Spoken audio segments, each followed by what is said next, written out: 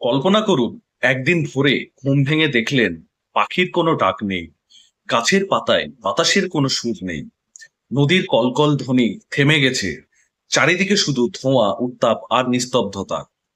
পৃথিবী আছে কিন্তু প্রাণের স্পন্দন নেই, যেন হারিয়ে গেছে।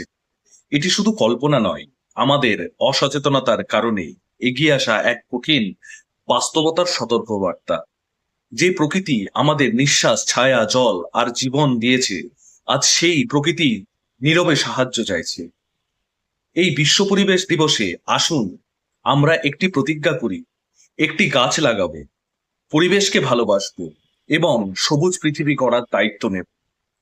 কারণ পৃথিবী আমাদের সম্পত্তি নয়, এটি আগামী প্রজন্মের জন্য আমাদের সবচেয়ে মূল্যবান আমানত।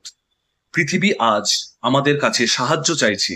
আসুন তার কান্নাকে হাসিতে বদলে দিই, আর ভবিষ্যৎ প্রজন্মের জন্য রেখে যায় এক জীবন্ত, সুন্দর ও স্বপ্নময় পৃথিবী।